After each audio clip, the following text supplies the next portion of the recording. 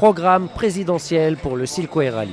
Pour la dernière journée, une cérémonie de prestige a été organisée à Turkmenbashi avant le départ.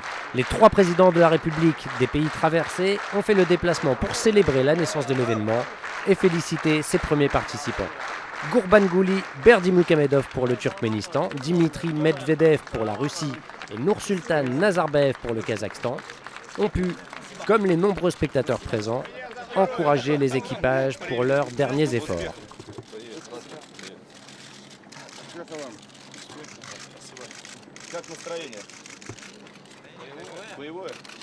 Car la route vers Ashgabat, capitale du pays, est encore longue. 580 km de liaison, après une courte spéciale dédiée au spectacle et dont les temps ne sont pas pris en compte pour le classement général.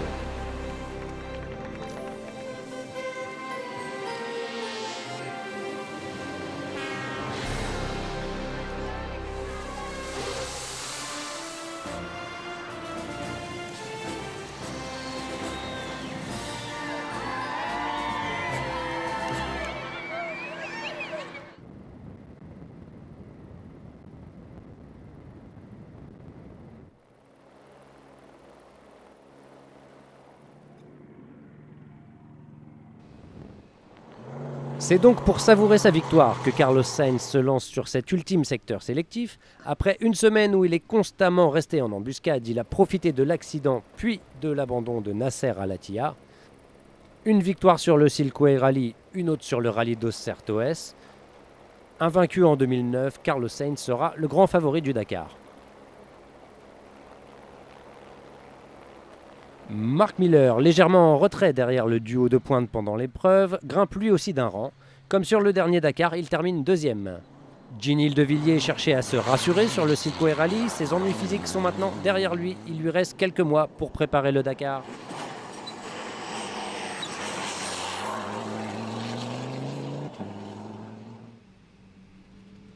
Le titre de meilleur pilote non Volkswagen a connu encore plus de rebondissements. Avec les déboires de Lavieille, de Gache et de Kalleux, ce sont en définitive 2 pilotes russes qui suivent le trio des Race Touareg.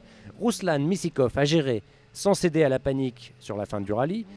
Il devance d'une 40aine de minutes son compatriote Ilya Kuznetsov. Gérard de Rooij s'est retrouvé, cette fois malgré lui, au centre des débats du jour. Son goût du spectacle l'a poussé à sauter un peu trop haut sur les bosses du parcours. Sur une réception, le Néerlandais s'est blessé.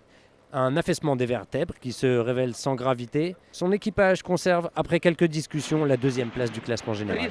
Le président russe a certainement pu se réjouir des performances réalisées par le team Kamaz, qui remporte l'épreuve avec Firdaus Kabirov.